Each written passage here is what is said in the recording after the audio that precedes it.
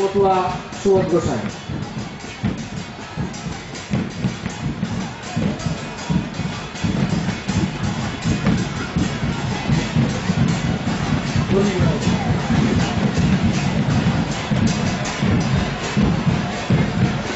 সর্বপ্রথম আজ এই সমস্ত বৎসর উৎসবে আমরা সম্মিলিতভাবে সকলেই আসতে পেরেছি। এই উৎসবের কার্যকর্তাগণ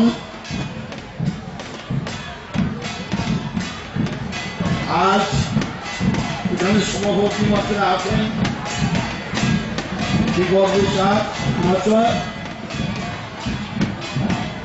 প্রায় মাত্রায় ভুল বলেছি। এখানে সম্পাদক আছেন মান্যবর কুন্তল বিশ্বাস, কুন্তল মহাশয়। এখানে কর্মকর্তারা রয়েছেন অনেকেই, ডাক্তারবাবুরা দূর দূরান্ত থেকে আগত, বম্বে থেকে এসেছেন, ঠাকুরবাড়ি থেকে বর্মা বিলাপানি দেবী, তিনি সর্বভারতীয় আমাদের উপবিষ্টা মন্ডলীর মধ্যে তিনি একজন শ্রেষ্ঠতম ব্যক্তি, এখানে উদ্বোধন করে গেলেন। আজকে এসেছেন সভাপতি মহাশয় রবীন্দ্রনাথ বিশ্বাস, সারা ভারত মতুয়া সংঘের সম্পাদক গণপতি বাবু এসেছেন, ছোটনা এসেছেন। সকলের সামনে যে উদ্বোধন হলো, সকলকে প্রণাম জানিয়ে আজকে সভায় অগণিত ভক্তবৃন্দ তাদেরও আমি প্রণাম জানাই। আমাদের এই কমিটির ডাকে এটা অঞ্চলের নয়, শুধু নদিয়া জেলার সমস্ত ভক্তবৃন্দ দলে দলে যে এখন আসছেন, সামনের দিন আসবেন, তারপরের দিন আসবেন, সেই জন্যে সত্যি সত্যি এদের যে চেতনা এসেছে, সেই চেতনার জায়গায় দাঁড়িয়ে আমরা সকলকেই ধন্যবাদ এবং প্রণাম জানাই। সঙ্গে সঙ্গে ঠাকুর সম্বন্ধে কিছু বলতে গেলে সত্যি সেই অভিজ্ঞতা আমার তেমন নেই। আমি একটু ভক্তিবাদের মধ্যে কিছু কথা বলতে চেষ্টা করি, কিন্তু এটা তো সামাজিকভাবে আমাদের সংঘবদ্ধ হওয়ার একান্ত প্রয়োজন। আজকে দিন বদলের দিন এসেছে, শুধু হরিনাম কীর্তন করে বেড়ালেই হবে না, হরিনাম ডঙ্কা বাজালেই হবে না। সমাজ কিভাবে জাগৃত হয়, সমাজের মানুষ কিভাবে সংঘবদ্ধ করা যায়, আজকে ছেলে মেয়ে কি করে শিক্ষা বিদ্যা দেওয়া যায়, সমস্ত কথাই এখানে একান্ত ভাবে প্রযোজ্য হওয়া উচিত। কারণ শুধু ওই ডঙ্কা বাজায় বেড়ালে আমাদের হবে না, এরকম সংঘবদ্ধের প্রয়োজন আছে। আজকে 200 বছর পূর্তি হরিচাঁদের জন্ম জয়ন্তী উৎসবে আমরা এসেছি কিছু জানবার জন্যে। আমাদের মধ্যে অনেক শিক্ষিত হয়েছে, অনেক ভালো ভালো চাকরি করেন, ডাক্তার, ডিএম, এডিএম, আইসিএস, এমনি করে অনেক চাকরিজীবী এসেছেন। কিন্তু এমনি করে সংঘবদ্ধ হওয়ার ক্ষেত্রে এ দল সে দল করে বেড়াচ্ছি, আমরা এক জায়গায় হতে পারছি না। আজকে সমস্ত রাম কৃষ্ণ গৌরাঙ্গ সবাই আমাদের ব্রহ্ম, কিন্তু এই সাম্যবাদের কথা কোন ব্যক্তি একমাত্র গৌরাঙ্গ ছাড়া কেউ বলেনি। পরে যারা এসেছে সকলেই যেন কেমন একটা ভাব দেখা যায়, নির্যাতিত নিষ্পেষিত দলিত শোষিত মানুষের কথা শুধু মুখেই বলে গেলাম, কাজের এই পঁচাশিভাগ মানুষ, এই মানুষের উন্নতি সাধনের জন্য কেউ এগিয়ে আসছে না, এক করে নিতে পারছে না, আপন করে নিতে পারছে না, বর্ণ বৈষম্য রয়েই গেল। কেন? মানুষ মনুষ্যত্ববোধ যারা আছে সেই তো মানুষ। তা আমরা এখনো সেই জায়গা থেকে পিছিয়ে রয়েছি। এখনো আমরা যে সবাই আমরা মানুষ, সবাই আমরা জাতি, আমরা এই বৈষম্যের কাছেই রয়ে গেলাম। এক জাতি এক প্রাণ, নিজা হরিচাঁদ ঠাকুর বলেছিলেন, সেই জায়গা আমরা, তিনি সর্বজাতির সব হয়ে এসেছিলেন, সকলকে তিনি ভালোবেসেছিলেন। ওই জবান হরিদাসকে তিনি যেমন গৌরাঙ্গ মহাপ্রভু ভালোবেসেছিলেন, ওই তিনকড়ি মোল্লাকে তিনি ভালোবেসেছিলেন। হাজার হাজার তিনকড়ি মোল্লার ভক্ত নিয়ে তিনি আসতেন। ওই অক্ষয় চক্রবর্তী, নবীনচন্দ্র বসু, ঈশ্বরচন্দ্র অধিকারী, প্রহ্লাদ চন্দ্র ঘোষ, সমস্ত ব্রাহ্মণ 200 বছর আগেই তার পথতলে বাবা হরিচাঁদ পরিকল্পনা করেছেন। আর তারা আজকেও আমাদের দূরে সরিয়ে রাখে, আমি ভাবতেই পারি না। আমরা মানুষের মনুষ্যত্ব বোধ জাগালে সে যে মানুষ হতে পারে না, এ কথা আজকেও প্রমাণ দিয়ে যায় তারা। উপরে বলে যে আমরা সকলেই মানুষ, কিন্তু ভিতরে আমাদের বৈষম্যের এই যে দাগ রেখে যাচ্ছে, এগুলো আমরা বুঝতে পারছি। কিন্তু আমাদের এত শিক্ষিত মানুষ, আমরা কেন এক জায়গায় হতে পারছি না?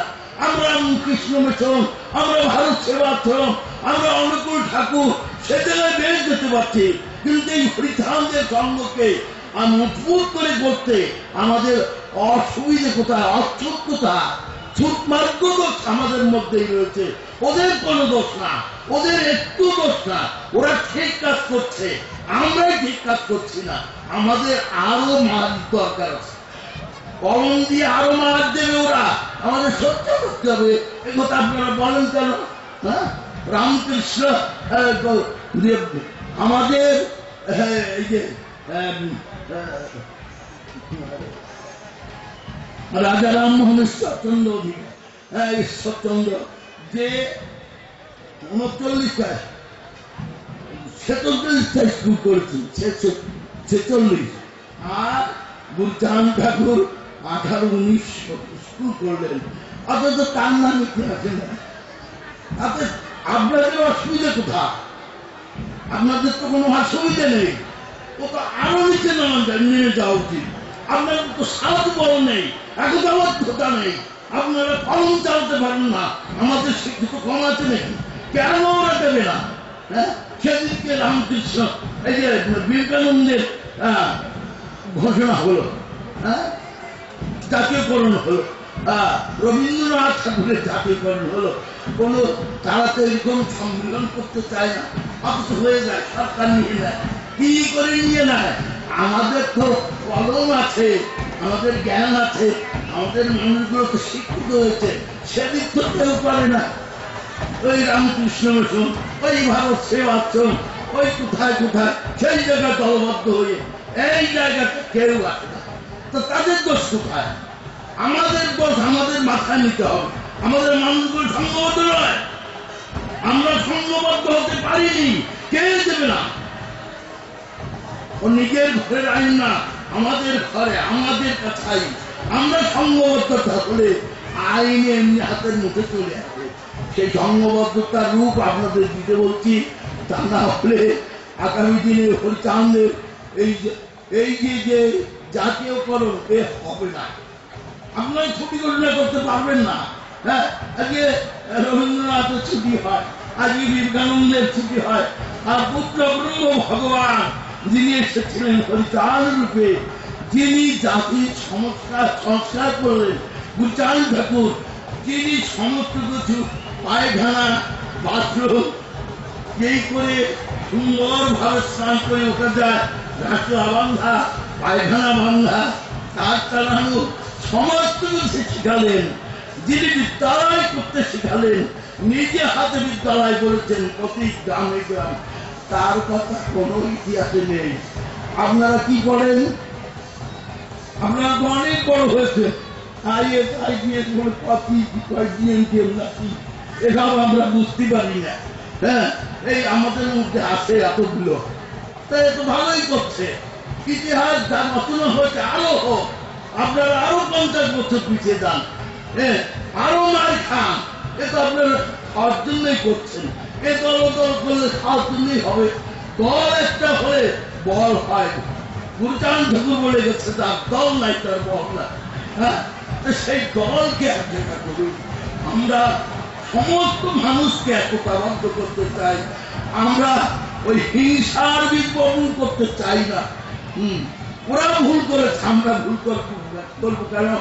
এসব হিন্দু মুসলমান দৈব খ্রিস্টান, এসব ব্রাহ্মণ চক্রবর্তী সূত্র বাবা বলে গেছেন হরিচাঁদ ঠাকুর এই সাম্যবাদের পতাকা করে কত সুন্দর কথা বলেছেন। খাওয়া না খাওয়া তাতে দুঃখ নাই, ঘরে ঘরে ছেলে মেয়ে শিক্ষা দেওয়া চায়, ছেলে মেয়ে শিক্ষা দিতে দরকার করে ভিক্ষা করতে হবে, তাদের দুঃখ নাই। আরো কত কথা বলেছেন, নারী জাগরণের কথা একটু আগেই শুনলাম। তিনি বলেছেন এক নারী ব্রহ্মচারী করুণা কপালধারী সামাল সামাল মন্ত্রকারী। আরো কি বলছেন, পরপতি পরশতি স্পর্শ না করিবে, না ডাকো হরিকে হরি তোমার দেখে। ওরা 30-40-100টা বিয়ে করলেও কারো কারো অপরাধ হয় না। আর আমাদের ঠাকুর কত সুন্দর করে বলে গেলেন। যাই হোক, আজকে আমাদের বলার তো অনেকগুলো কাছে ভালো করে বলবে তারা, আমরা তো সেরকম ভালো বলতে পারি না। এই জন্যে আমাদের সংক্ষিপ্ত ভাবে আজকে অনেক বক্তৃতা দেওয়ার লোক আছে, এগুলো দুঃখের কথা বললাম, এগুলো বলা উচিত নয়, কিন্তু আমরা শুধু বলে যাই তো কর্ম করি না। এই জন্যই বলছি আপনারা সংঘবদ্ধ হন। আগামী দিনে মানুষ জেগেছে, এরা অনেক কিছু করবে সমাজের, এই কথা বলে সকলকে ধন্যবাদ দিয়ে আমার আলোচনায় শেষ করছি।